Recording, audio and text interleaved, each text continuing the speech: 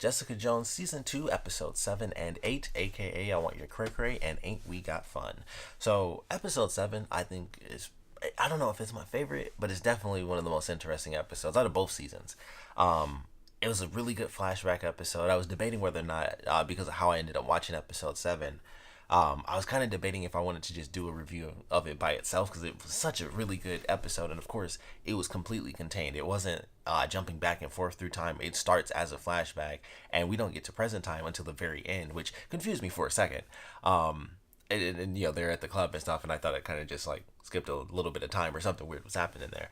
But man, I thought it was such a good episode, and we kind of see this weird moment where Jessica and Trish, weren't really together that much. They kind of broke off from each other. Trish was doing her thing on the, kind of the fame circuit and, pumping out the crappy generic pop song, and everybody's like, oh, it's going to be, gold and platinum and all that crap.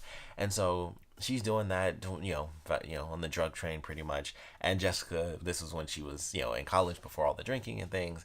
And so it's like, she's basically trying to help. It's like, hey, don't do this. And then so they get into an argument, and that's when she kind of gets into just still taking whatever she wants. She rips open ATMs and just takes all the money out, and then she meets the guy at the bar, who ends up giving her the name both alias as well as by getting her that jacket, or I guess technically she took the jacket.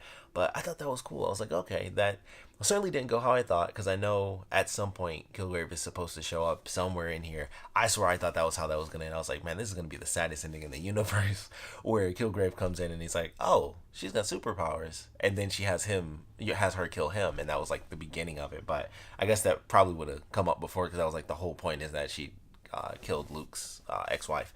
But I thought it was such an interesting episode, kind of watching them go through, and it was like, man, this sucks, because you see it's kind of perfect for them. Like, things aren't 100% perfect. Like, he's trying to start the club, and he kind of in with some fairly bad people, and she beats him up and stuff. But their relationship was kind of perfect. It was just like, hey, like, even when they have a part where it seems like he just wanted to meet Trish and stuff like that just for business purposes, he's like, hey, we can totally leave. And then it was fine after that. And I was like, man, that really sucks, because it was like kind of perfect for the two of them. And then it gets to the point where, of course, the people go into the bar when Jessica goes to the restroom, and that's when things get really bad, because as we get, kind of throughout the episode, we see what's going on a bit with Jessica's mom as well. So, they're going through building up kind of what's happening with her character as she goes out, and she learns what's happened to her, how long she's been away, her waking up, and them kind of knocking her out and forgetting and things like that, and eventually healing to the point where she's mostly okay outside of the scars on the back of her head.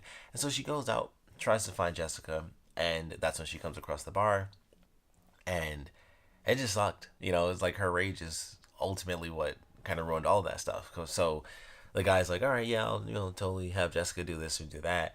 And then she didn't believe him when he was like, I'm not gonna actually have Jessica do that. And she just bashed his head in, and I was like, well, that's it. Like, she lost it, bashed his head in, and then took off. And then that like just destroyed Jessica, and that kind of sent her on that path of being the PI and getting drunk all the time, and kind of just not having anything, even though that's how she ended up getting back in touch with Trish. That's kind of what led her down that path. She had like this one guy who was her family at that point, and then his head gets bashed in, and she blamed herself for a long time too, so it just made it even crazier. But such a good episode. I was like, man, that was a really great episode. And I love the ending too, where her mom's like, could you forgive me? And she's like, no, and she just socked the crap out of her mom. I thought that was really funny. But then going into episode 8, and then all this stuff with Trish and Malcolm, and I'm kind of worried what they're going to end up doing with Malcolm, because he ends up taking it after he gets into the fight and his arm's messed up, and Trish convinces him, like, it's not drugs, it's not this, it's not that, it's just an enhancer, and everything will be okay. And he takes it, and he instantly knows, like, oh crap, this is bad. Like, this is the exact same high. Like, I know exactly what this is, and it is drugs. So I don't know where that's headed, but he's like, I'm not fine. And he just pushes her away and just takes off, and he starts freaking out, and that's all we see. And I was like, I don't know if that's gonna work itself out too much. Like, the whole point of being a junkie is like, you have to stay away from that stuff, or it'll pull you right back in, especially if it's good. And obviously we know with Trish, that is her, like, Trish and Malcolm both are in the same vein. So her getting hooked on it kind of shows it is a drug. Like that's exactly what it is. She was having like instantaneous withdrawal, and that comes from the fact that it's basically like an insane superhuman drug too. So I don't know what that's gonna end up doing to Malcolm, if he'll be able to kind of just work through that, or just how that's gonna end up playing out. But I hope that ends up being fine. But the stuff they go through, and he recognizes it after the fact, because it was like he didn't catch it the first time, but then in the morning it's like you seem like you're all messed up, and then you take a quick shower, and then poof, you're totally calm and fine. It's like, I know what's happening here. So, and they go through the process of like, did you tell Jessica? And then when she calls him on the phone, it's like, okay, hey, don't tell Jessica, about the thing. And it was like, yeah, she knows it's definitely an issue. But he goes through the process of doing his PI work, because they of course don't know where Jessica is. They assume that she's at some bar being drunk because she gave up the case. And I kind of like how that played out, where he was going through and doing the investigation stuff. And I like that he kind of tricked the guy, where of course he didn't say it was Jerry that did it, but he was like, oh, it's I forgot the other woman's name, but it was like, it's her. And so he gets the extra dirt from him, was like, let me help you. And it's like, oh, the extra accounts here, or like, it sounded like a shell company sort of thing. So it's like, okay, now I got dirt on both of them. I was like, it was smart play. Unfortunately, got beat up after that, and then kind of potentially like rehooked on drugs. So we'll see if how that plays out. But he got the information, did some good work. We do find out what's going on with Jerry, and ultimately she kind of ends up bonding with the doctor, and they end up having their special moment. With this show, I don't know if that's really going to play out. I mean, that's kind of the whole thing with Jessica Jones. It's like, I always think whenever somebody's kind of got something good, it's like, even if it's Jerry, who's like, admittedly a side character, she's much more important, I would say, this season than she was season one. But I'm like, yeah, it's a cool moment for them, but I'm just like, I don't know.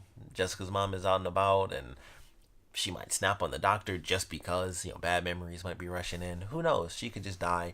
Jerry could even just die. Like, we don't know. So, she's got her plan going to get the healing guy out of prison, but he kind of doesn't want that. And it seems like he takes on people's pain, at least temporarily. So that's definitely an interesting thing. And he was kind of just touching her hand to see what she had and how bad it was. And I was like, okay, well, if that's how it is when he looks, how wonder what happens to him when he actually heals people. So we'll see how that plays out. Once again, it's just like, all right, it's supposed to be like this nice little thing, and then I'm just like, it's Jessica Jones. This show kind of just, for everybody, it comes crashing down. I feel like that's kind of the basis of the show. It's like, it doesn't matter where you are or how important you are as a character, everything's just waiting to tumble on top of you in this show. So I hope it works out for Jerry. Hope it works out for Malcolm. This stuff with Jessica kind of walking around with her mom, I hope that works out well too. But of course, by the end of the episode, they're being shot at, so we don't know exactly who's doing that. But I'm definitely looking forward to the next episode. And obviously, your mom is like, all right, somebody's trying to kill us.